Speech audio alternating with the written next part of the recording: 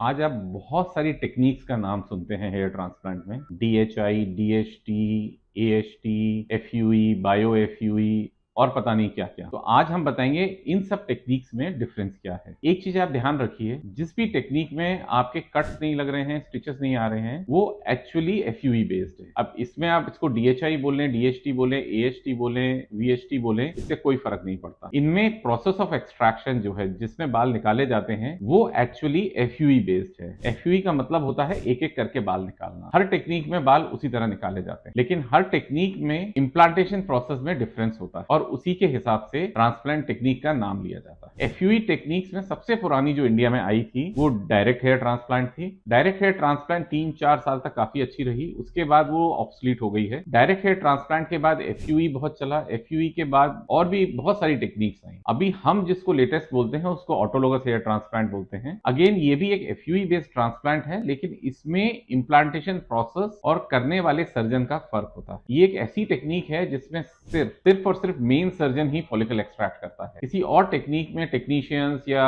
Junior doctors भी follicle extract कर सकते हैं, लेकिन AHT में सिर्फ मेन सर्जन ही कर सकता है। AHT एक ऐसी टेक्निक है जिसके अंदर आप एक दिन में 5000 ग्राफ्ट आराम से कर सकते हैं, यानी कि 6 से 8 घंटे में 5000 से 5500 ग्राफ्ट आप आराम से कर सकते हैं बिना किसी साइड इफेक्ट के। इस प्रोसीजर के बाद आपको ना तो स्वेलिंग होती है, ना आपको किसी पेन किलर की जरूरत पड़ती है। पुरानी जो टेक्निक्स हैं जैसे DHT, FUE और बायो FUE, ये सब हीलिंग प्रोसेस में टाइम लेती हैं आपके स्कैल्प के। तो यूजुअली 2 से 3 दिन हीलिंग में लगता है, उसके बाद पेन और स्वेलिंग का प्रोसेस भी होता है इन सब। तो DHT और AHT में सबसे बड़ा फर्क यही है, एक तो इसको मेन सर्जन करता है, दूसरा DHT में हमेशा डेंसिटी का प्रॉब्लम रहता है। DHT में आप ग्राफ को सेपरेट करके नहीं लगाते हैं, आप डायरेक्टली लगा देते हैं। AHT में आप सिंगल, डबल, ट्रिपल ग्राफ को अलग अलग करके उनसे प्रॉपर डिजाइन करके और डेंसिटी क्रिएट करके आप बालों को लगाते हैं। तो AHT और DHT में सबसे बड़ा फर्क यही है कि DHT में बालों को रैंडमली लगाया जाता है, सिंगल्स आया तो सिंगल्स, डबल्स आया तो डबल्स, ट्रिपल्स आया तो ट्रिपल्स। जबकि AHT में